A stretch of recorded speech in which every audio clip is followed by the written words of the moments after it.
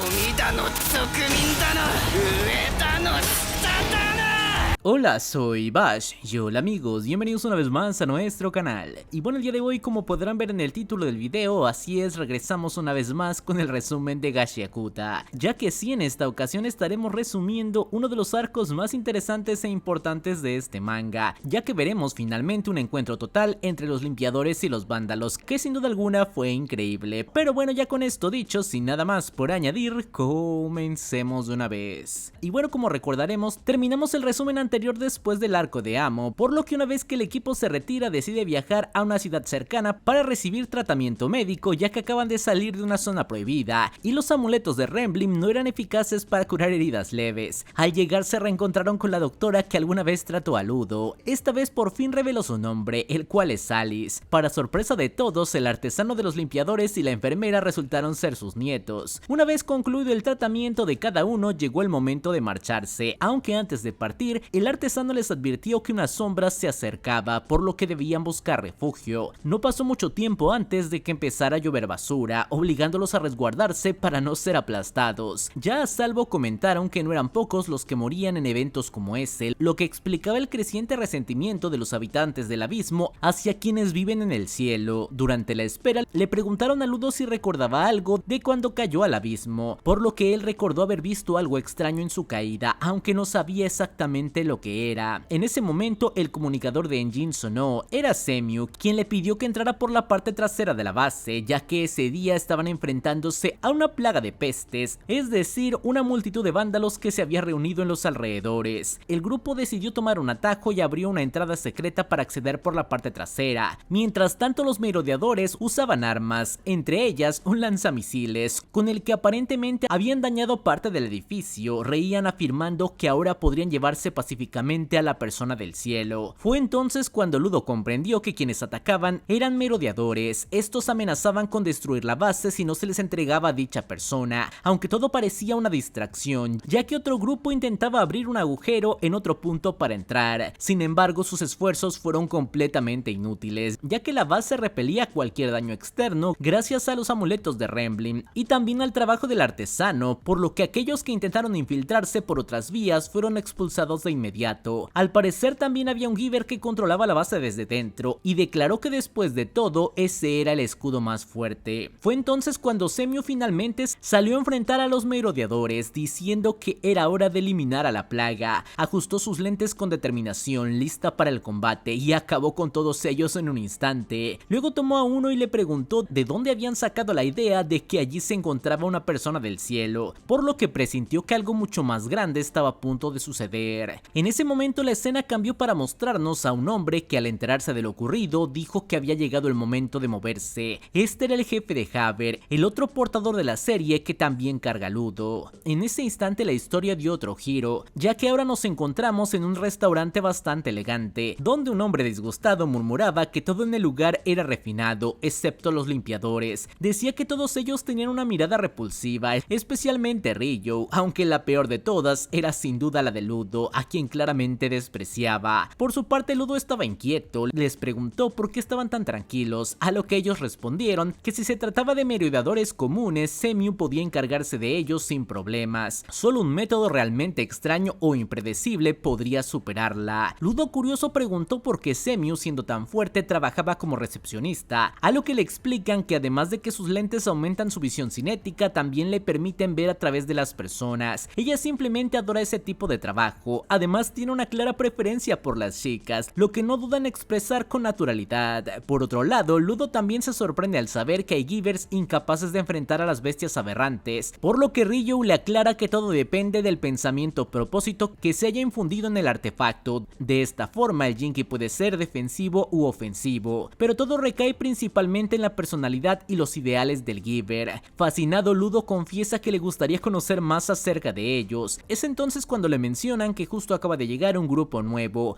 el equipo de los Peques. Uno de ellos es un tipo grande, otro viste un traje de dinosaurio y otro es aquel con quien Ludo ya se había encontrado anteriormente, por lo que al reconocerlo rápidamente aparta su comida y declara que esta vez no compartirá nada. De esta forma finalmente se nos dicen sus nombres, ya que la chica del traje de dragón se llama Gita Heavy Fantasía, el otro con quien se había enfrentado anteriormente se llama Día Santa y finalmente el líder de este grupo se llama Broad Santa. En ese momento Gita le pregunta a Ludo cómo es el mundo de arriba, pero rápidamente Engine la interrumpe, advirtiéndole que no debería hablar de eso en público, ya que no saben quién podría estar escuchando. Tras interrogar a los merodeadores descubrieron que alguien les había dado información en un bar, lo que los llevó a ser provocados. De pronto alguien se entromete en la conversación, señalando que la situación se ha vuelto aún más peligrosa. Dice que incluso el jefe de los vándalos ha cambiado y que ahora sin duda conseguirá lo que quiere. En ese instante saca las botas de Amor, revelando que él es el nuevo jefe de los vándalos. Justo en ese momento en la televisión anuncian una inminente tormenta de basura que romperá todos los récords. Aseguran que esta vez no se equivocan y recomiendan a todos prepararse. En respuesta, el grupo se alista para enfrentarse al jefe de los vándalos. Ludo, listo para golpearlos, se lanza, pero en ese preciso momento un portal se abre detrás del enemigo y arrastra a Ludo consigo. Pero no es el único, ya que todos los demás intentan alcanzarlo. Engine logra sujetarlo justo a tiempo y en un instante todos desaparecen dentro del portal. Pero al parecer todo formaba parte del plan. La chica de los portales menciona que los limpiadores han sido atrapados y en ese momento desaparecen del restaurante, dejando atrás a los limpiadores de apoyo, quienes para su mala suerte deberán pagar la cuenta, ya que no pueden marcharse si no lo hacen. En otro lugar, todos los limpiadores son arrojados repentinamente. Algunos se quejan de no haber alcanzado a pedir el postre, mientras que otros comentan que la habilidad del giver de la alcantarilla resulta bastante conveniente. Sin embargo, Ludo permanece en silencio y pregunta totalmente furioso si le han hecho algo a Amo. Engine intenta comprender la situación, pero tanto él como los demás se dan cuenta de que en ese mismo sitio también se encuentran otros givers, así que lo que está por suceder será un enfrentamiento directo entre vándalos y limpiadores. Las miradas de Ludo y el jefe de los vándalos se cruzan, a lo que Ludo continúa preguntando con respecto a Amo. Entonces Engine toma la palabra y declara que sabe que quieren llevarse a Ludo nuevamente, pero esta vez no vino solo, llegó con un par de extras, por lo que les pregunta qué es lo que van a hacer y en qué juego quieren participar para obtener el premio. De esta forma el jefe de los vándalos responde sin preocupaciones, dice que esos extras son algo que ya estaba previsto. Justo en ese momento una enorme cantidad de basura irrumpe en el lugar, arrastrando consigo a los limpiadores que acompañan a Ludo. Sanka intenta resistirse, pero Engine le advierte que si lucha contra la corriente acabará aplastado. A pesar de sus esfuerzos terminan separados por una división de escombros y Sanka jura que los encontrará, además de que también va a eliminar finalmente a Haver. Mientras tanto, solo Ludo permanece frente al jefe, observando cómo todos sus compañeros desaparecen en un instante. Le pregunta dónde los ha llevado, pero el hombre solo responde que no le gusta perder el tiempo, por lo que abre entonces 4 portales, por los cuales los vándalos se dispersan. Haver le grita a Ludo que se divierta con el jefe, mientras ellos se entretendrán con sus amigos, y en ese momento desaparecen. El jefe queda frente a Ludo, lo observa con curiosidad y le pregunta: Amo, ¿qué es eso? Todo parece indicar que realmente él no conoce a Amo. Al mismo tiempo, en distintos lugares, cada uno de los limpiadores aparece junto a un vándalo. Sanka es el primero en aparecer, y como era de esperarse, él tendrá su revancha contra Haver. De regreso con Ludo, el jefe finalmente se presenta con el nombre de Sodil Tifón, y le pregunta si estaría dispuesto a ayudarle a derribar el cielo. Ludo, confundido, imagina por un momento la caída de la ciudad celestial, por lo que Sodil aclara que él nunca ha estado allí, pero sabe lo que quiere decir con derribar el cielo. Ludo recuerda entonces tanto al asesino de Lecto como a los otros adeptos, pero en lugar de responderle insiste con una pregunta. Quiere saber de dónde sacó las botas y a dónde llevó a los demás limpiadores. Sin embargo, Sodil le dice que quien está evadiendo las preguntas es él. Le explica que una conversación consiste en preguntar y responder ambos, y a él no le gusta desperdiciar sus palabras, así que le advierte que no lo obligue a hacerlo. Ludo se da cuenta de que hablar con Sodil es como estar atado a una conversación sin salida. Aún así, el hombre le lanza otra pregunta: si está preocupado por los limpiadores y por qué está con ellos. Le dice que ellos no le ayudarán a regresar al cielo, que no son ese tipo de personas y que su encuentro con ellos fue solo una coincidencia. Le pregunta entonces si acaso no está satisfecho y si quiere seguir jugando con ellos al juego de los mejores amigos. En ese momento, con una pregunta tan importante para Ludo, cambiamos de escenario, ya que esta vez nos encontramos con Ryo, quien quien aparentemente ya había llegado a otro lugar. Se pregunta dónde está, justo cuando detrás de ella se abre un portal. De él emerge una mujer que le dice que está tan asustada como un gatito, y que no hay nada adorable en eso. En este momento se nos revela toda la verdad, ya que resulta que los limpiadores que acompañaban a Ludo han sido transportados a diferentes lugares, cada uno con un rival distinto: Enjin, los peques y finalmente Sanka, quien está a punto de tener su revancha con Haber. De esta forma finalmente la batalla entre estos dos comienza, pero Haber no es el mismo de antes, ya que toca una sustancia extraña que termina quemándolo y sonríe emocionado por haber recibido daño. Luego revela que ha modificado sus habilidades: en una garra lleva neurotoxinas y en la otra un cóctel de nuevos venenos que ha estado probando en sí mismo. Se los lanza a Sanka desafiándolo a ver cuánto tiempo puede esquivarlos, por lo que antes de ver lo que sucede cambiamos una vez más de escenario, ya que ahora se nos muestra a la chica con traje de dragón, la cual no tiene oponente actualmente y se entretiene persiguiendo a una cucaracha en la habitación, aunque bueno, ya tendrá relevancia más adelante. Por otro lado, ahora regresamos con Ryo, quien se encuentra bastante asustada al ver a una cucaracha, aunque le da vergüenza. Explica que no le teme a los insectos, solo a las cucarachas. Su rival se burla señalando que es irónico que alguien que lucha contra bestias aberrantes le tenga miedo a una cucaracha, a lo que Ryo le responde que en los limpiadores hay todo tipo de personas y que ella solo representa la punta del grupo. Incluso recuerda a un chico al que le lanzaron excremento mientras intentaba huir, en referencia a aquella pelea entre Sanka y Ludo al inicio de la historia. Pero bueno, de vuelta al combate, Sanka ha mejorado sus reflejos. Solo uno de los ataques de Haber logró rozarlo, lo que sorprende bastante al vándalo. Aprovechando ese instante, Sanka voltea un enorme trozo de tierra que termina cubriéndolo y aplasta por completo a Haber. Así se lleva el primer asalto de su enfrentamiento, por lo que una vez más cambiamos de escenario, esta vez dirigiéndonos con Enjin, el cual se encuentra visiblemente aburrido ya que su oponente no ataca y eso lo incomoda. No sabe si debería ser él quien dé el primer paso. Intenta romper el silencio con preguntas, pero el chico solo lo observa en silencio, pensando para sí mismo que Enjin le parece genial. Aún así, Enjin sigue insistiendo, tratando de entablar una conversación con su tímido adversario. Mientras tanto, los peques intentan averiguar dónde están. Su oponente, a diferencia de los demás, sí les da una pista. Les revela que se encuentran bajo tierra y les advierte que sus gargantillas no funcionarán. Precisamente en este momento Ryo lo comprueba al intentar comunicarse sin éxito, lo que confirma que no podrán pedir ayuda. Y en este momento finalmente tenemos la presentación del nombre del rival de Ryo, es decir, Noerde Heu Amoso, quien explica que recibió órdenes de Sodil, el jefe de los vándalos, diciendo que si otros limpiadores entraban junto con Ludo, cada uno de ellos debía ser enfrentado y vencido por un rival específico. De esta manera Ryo se prepara para pelear, aunque admite que no es muy buena tratando con humanos. Aún así no tiene tiempo que perder y despliega su Jinki. De esta forma Noerde esquiva sus ataques con agilidad y pronto se da cuenta de que el Jinki de Ryo es una gran tijera que se abre y se cierra, la cual ella maneja con los pies. Mientras esquiva sabe que no puede bajar la guardia, a lo que Ryo advierte: estoy haciendo lo mejor que puedo por no cortarte el cuello, pero no puedo prometer que tu cabello salga ileso, observando que al parecer Ryo alcanza a cortar un pequeño mechón de cabello de Noerde. Pero con esta situación cambiamos de escenario una vez más, a lo que Sanka aparentemente ya ha vencido a Haber. Su cuerpo permanece atrapado bajo los escombros, pero Sanka se da cuenta de que él aún sigue con vida. Le exige que salga y que deje de intentar algún truco. Sin embargo, no puede evitar preguntarse cómo alguien tan tenaz fue derrotado con tanta facilidad. Entonces escucha algo. Haber comienza a entrar en un estado de éxtasis, murmurando que ha pasado mucho tiempo destruyendo esa lápida de piedra, y revela la verdadera forma de su Jinki. Dice que hacía mucho que nadie lo obligaba a mostrar su verdadero poder. Resulta que su Jinki había estado reprimido y solo ahora muestra su forma completa. Desafía a Sanka una vez más, pidiéndole que también pelee con todo lo que tiene. Pero no solo Sanka está en problemas, ya que ahora regresamos con Ryo una vez más, la cual al parecer está siendo superada debido a que de pronto su cuerpo comienza a paralizarse y termina cayendo al suelo, ya que se da cuenta de que cada vez que toca el cabello de su adversario siente un dolor agudo recorrer todo su cuerpo. Es entonces cuando Noerde revela que su Jinki es ese pequeño peine hecho de plástico. Explica que eso no hace que su cabello sea suave, sino eléctrico, convirtiéndolo en el counter perfecto para el arma de Ryo, diciendo: tus tijeras y mi cabello eléctrico no se llevan bien, pero eso no importa. Por lo que debido a esta situación se deja muy en claro que Ryo está en completa desventaja. De esta manera se nos muestra cómo la chica de los portales se encuentra observando los diferentes campos de batalla, está tomando notas y registrando cada movimiento, su atención se centra particularmente en el combate de Brot y Dia. A pesar de que parecía que habría una pelea, su oponente no los ataca. En cambio comienza a hacer preguntas triviales como la fecha de nacimiento y la edad de cada uno. No busca una pelea, quiere información, pero también desea algo más, algo que solo obtendrá si lo derrotan. Activa entonces su Jinki, por lo que de su brazo emergen pequeños artefactos, Jinkis auxiliares listos para el combate, y finalmente lanza una pregunta diciendo ¿qué clase de persona es el jefe de los limpiadores? Y ante dicha pregunta cambiamos nuevamente de escenario, dirigiéndonos ahora a la base de los limpiadores, en la cual el tatuaje de la nuca del jefe parece tener vida propia, un ojo que se mueve por sí mismo. En ese momento Semiu entra para informar que Ludo y varios limpiadores han sido secuestrados. Además aprovecha para quejarse de que el jefe nunca enciende su comunicador, lo cual dificulta ubicarlo. De esta forma el jefe, sin preocuparse, le responde que reúna un equipo. Él se encargará de localizarlos, pues conoce a un muy buen informante, y aunque no lo parezca, hay una razón importante por la cual nunca usa su comunicador, una razón que más adelante todos descubrirán. De esta forma regresamos una vez más con Brot, Bundus y Dia, quienes aún mantienen su conversación. Al parecer Bundus busca información sobre Corvus, el jefe de los limpiadores. Sin embargo, Brot se niega a dársela, argumentando que compartir esos datos podría ponerlos en desventaja. Ante esto Bundus le advierte que no los dejará ir, al menos no hasta que ya sea demasiado tarde. Sin muchas opciones, Brot accede a responder, pero para su sorpresa las preguntas de Bundus resultan ser bastante triviales. ¿Qué comida le gusta? ¿Prefiere el día o la noche? ¿Cuántos años tiene? Ese tipo de cosas. Confundido, Brot le pregunta si realmente busca información relevante, pero Bundus le responde que toda información, por simple que parezca, puede ser valiosa. Luego Bundus comparte algo a cambio, revela que recientemente lograron crear bestias aberrantes y que justo ahora están viviendo los resultados. Brot se da cuenta de lo impactante que es esa revelación, mientras que Bundus le dice que esa información se la merecen por haber compartido lo que sabían sobre Corvus, aunque lo único que revelaron fue que tiene un paladar dulce. No cuadra del todo, considerando que recientemente lo vieron tomando café. También revela que Corvus se oculta muy bien, incluso de sus propios subordinados. Esta información, aunque críptica por ahora, cobrará más sentido más adelante. De esta forma, una vez que tenemos esas revelaciones, cambiamos de escena una vez más, regresando con Sanka, donde Haber ha mostrado una faceta de su poder que nadie había visto. Él explica que siempre debe contenerse, ya que las personas comunes no podrían enfrentarse a él si peleara con todo su poder. Le pide a Sanka que también libere a la bestia que lleva dentro. No le importa si es de los limpiadores o no, solo quiere una pelea en serio. Pero la realidad es cruda, Sanka ya no tiene nada más que liberar. De esta forma dejamos ese combate y volvemos una vez más con Ludo y el jefe. Este último menciona que cuando la gente ve caer basura del cielo, asume que allá arriba todo es abundante. Le parece curioso cómo todos terminan adaptándose a su entorno. Algunas especies incluso evolucionan para sobrevivir en él. Aclara que el entorno moldea a las personas, pero aún con sus diferencias, él representando al abismo y Ludo al cielo, ambos comparten la misma mirada. Le cuenta que en una ocasión Haber dijo que Ludo y él cargaban con los mismos demonios y que por eso quería conocerlo personalmente. Ludo, enfurecido, le grita que no se atreva a compararse con los limpiadores y que él mismo pateará al cielo sin ayuda de nadie. El jefe, sin alterarse, continúa. Dice que lo normal es diferente para cada quien. Incluso en el abismo hay quienes ven la basura del cielo como ofrendas, viven de ello, pero cuando alguien piensa diferente es perseguido. Y la única manera de liberarse de la ilusión de lo bueno y lo malo, de lo normal y lo anormal, es a través de un shock. Mientras lo dice, se agacha y devora una cucaracha que caminaba por el lugar. Agrega que es muy conveniente, pues incluso Ludo experimentó el shock cuando peleó contra Haber. Menciona que quizá la persona que ahora mismo enfrenta a Haber también pase por ese shock y logre evolucionar, revelando más de sí mismo, o tal vez termine aplastado por él. En ese momento vemos a Haber desplegar por completo su verdadero poder. Sanka lo observa sin expresión, con la mirada fija. Piensa que él también está del lado de los genios. Para sí mismo reconoce que es imposible ganar contra alguien así. ¿A qué se refiere con que aún no ha ido en serio? ¿Qué significa eso de tener todo bajo control? Recuerda haber conocido a muchos que se creían genios cuando no lo eran. Lo peor es que cuando uno realmente lo es, los demás no tienen más opción que aceptar que nadie común puede superarlo. Sin embargo, precisamente por eso él debe ganar. Sanka se reincorpora y adopta nuevamente una postura de combate. La pelea continúa. Sanka ha sido acorralado por las garras de Haber, quien se dispone a acabar con él, pero con todo su esfuerzo Sanka logra esquivar el ataque con sus propios dientes. Aún no termina Una dice: no puedo morir sin demostrarlo. En su mente aparece el recuerdo de una chica de su pasado. Aún así, Haber consigue esquivar con éxito los contraataques de Sanka, provocándolo a que se esfuerce al máximo. Le dice que seguramente antes se estaba conteniendo. Sanka responde que contenerse es algo que nunca ha hecho en su vida y que no se preocupe porque incluso alguien ordinario como él puede alcanzar al nivel de un genio. Pese a sus palabras, Haber logra herirlo profundamente con una de sus garras. Sanka cae vencido por el dolor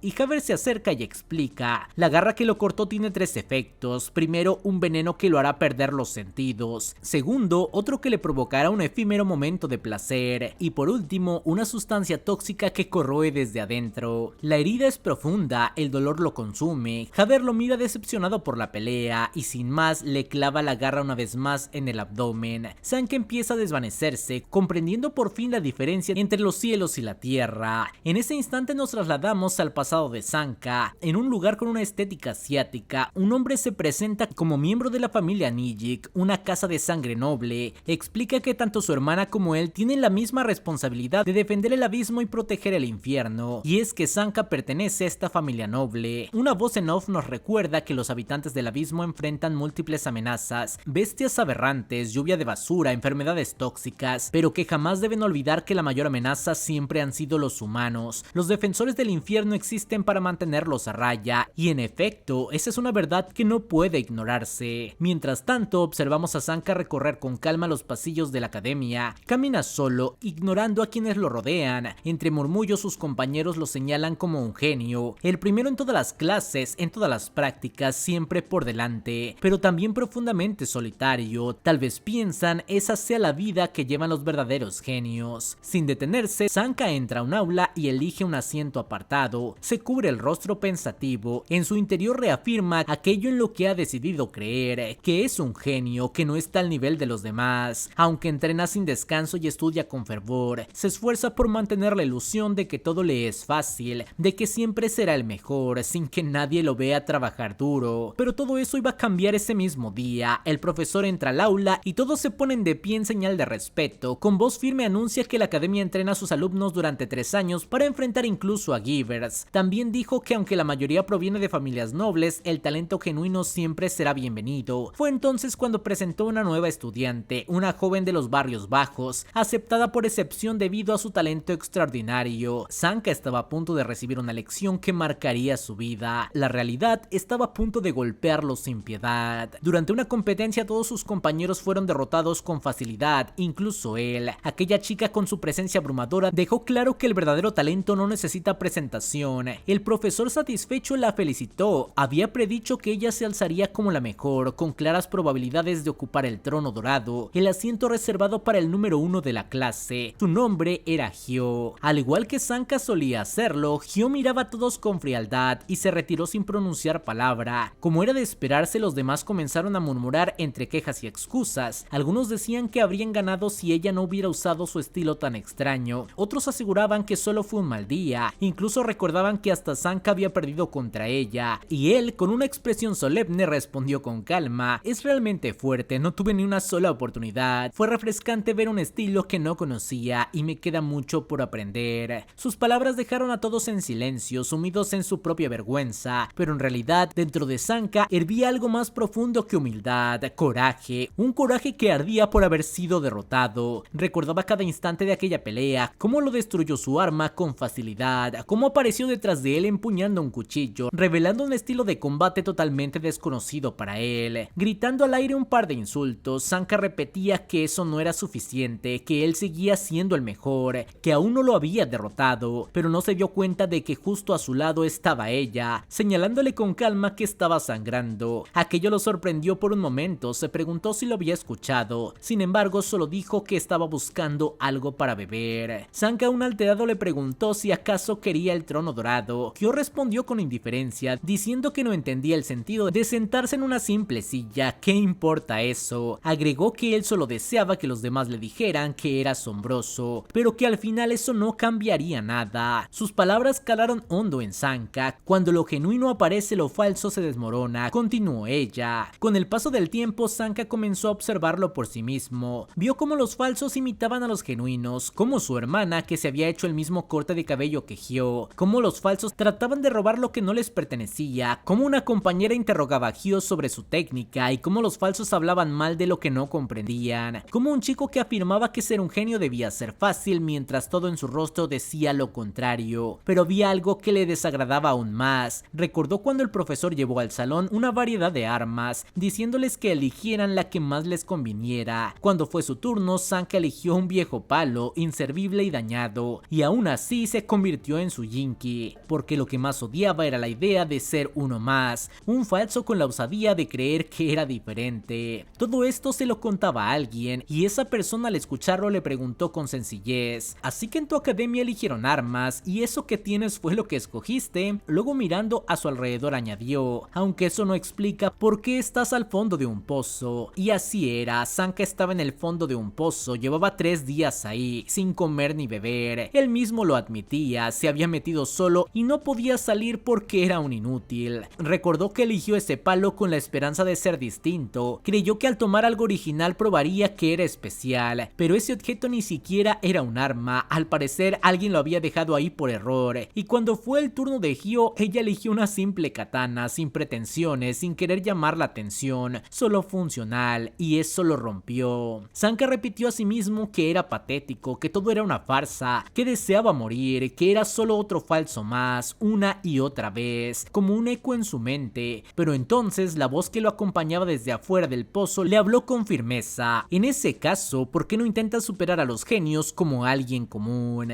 Esas palabras se clavaron hondo en Sanka. Por primera vez se detuvo a pensar: ¿qué significa realmente ser un genio? ¿Por qué intentaba ser algo que no era? ¿Y por qué a pesar de todo seguía aferrado a ese trozo de madera inútil? Cualquier otro lo habría tirado, pero él no. Y fue entonces cuando supimos quién era la persona que le hablaba desde afuera. Se trataba del mismísimo Enjin, que al parecer solo pasaba por ahí. Sanka había escuchado aquellas palabras, que algún día podría demostrar que una persona ordinaria también puede superar a un genio. En compañía de Ryo, ambos se retiraron del lugar, mientras la escena se fundía con la imagen de la mano de Sanka aún en el fondo del pozo. De esta forma finalmente terminamos el flashback y regresamos al presente, donde Sanka contra todo pronóstico ha logrado resistir el veneno de Haber. Con las fuerzas que le quedan, extiende la mano y llama a su bastón del amor. A la distancia este reacciona y vuela hasta sus manos. Sanka se lanza con determinación hacia Haber, gritando: ya te lo dije, no puedo morir hasta que lo demuestre, te mostraré la verdadera fuerza de una persona ordinaria. Pero lamentablemente, a pesar de este épico momento, la realidad era completamente diferente, ya que Sanka se encontraba en el suelo, apenas balbuceando aquellas palabras, mientras que Haber observa la escena con diversión. Todo ha sido una ilusión. Una de sus toxinas es un veneno, la otra su favorita, una neurotoxina ilusoria. Sanka en su mente cree estar dándole una paliza a Haber, pero no es más que una fantasía, y lo peor es que cuando quienes la sufren regresan a la realidad, el contraste los lleva a desear no haber despertado nunca. Sanka está completamente vencido, o al menos eso parece. Haber, sin embargo, siente un agudo dolor en las costillas, las mismas que Sanka le había roto antes. Se queja frustrado, admitiendo que esperaba que durara más, preguntándose cómo le irá al resto. Mientras tanto, Sanka comienza a reír. Dentro de su mente ya ha comenzado a celebrar su victoria. Está de fiesta en su ilusión. Haber, tan maniático como es, le dice que no quiere quedarse fuera, y tumbándose a su lado comienza a reír con él. Ambos ríen, uno derrotado en cuerpo, el otro en cordura. Sanka, perdido en su ilusión, sigue sonriendo. De esta forma la escena cambia una vez más. Ahora nos encontramos con la chica vestida de dragón. Aún no ha encontrado un rival digno y recorre el lugar junto a su curiosa acompañante, una cucaracha que eventualmente la abandona. Al seguirla descubre algo sorprendente, un lugar extraño e inquietante. En este sitio, Sodil, el líder de los vándalos, anuncia que la diversión pronto terminará y que la ofrenda de la bestia aberrante debe realizarse. De esta forma regresamos con Sanka una vez más, el cual sigue atrapado en la ilusión, mientras que Haber lo arrastra inconsciente por un pasillo, a lo que la mente de Sanka simplemente sigue celebrando, y entonces escucha un disparo. Haber es alcanzado, reconoce a quien lo atacó, pero ya es tarde, no vemos quién es. De esta forma la escena cambia una vez más, de nuevo con Enjin, el cual escuchó el disparo y lo interpreta como una señal de que las cosas están por volverse realmente malas. Aún no ha comenzado su combate, su oponente nervioso le pide con sinceridad que golpee primero. Enjin, con calma y burlas, se niega, pero en este momento cambiamos una vez más de escenario, ya que ahora vamos con la pelea de Ryu contra Noerde. Noerde, la chica del cabello eléctrico. La pelea es desigual, Ryu está en clara desventaja, la confrontación apenas comienza. Sin otra opción, Ryu decide retirarse del campo de batalla, alejándose de Noerde, quien furiosa no tarda en perseguirla. Aunque ella la sigue con insistencia, Ryu logra esquivarla una y otra vez, hasta que harta la desafía si de verdad es una luchadora que dé la cara y pelee. En ese momento Ryu aparece a sus espaldas, habiendo calculado que su oponente no podía mantener por mucho tiempo la electrificación de su cabello. Sin embargo, aunque logró alcanzarla, sus tijeras no pudieron cortarlo, y el ataque falló, deslizándose sin causar ningún daño. Ese error la deja completamente expuesta, y Noerde no duda en aprovecharlo. Ryu le pregunta por qué le da tanta importancia a su cabello, y cómo puede seguir peleando a ese nivel. Noerde le responde con franqueza, tal como lo había notado,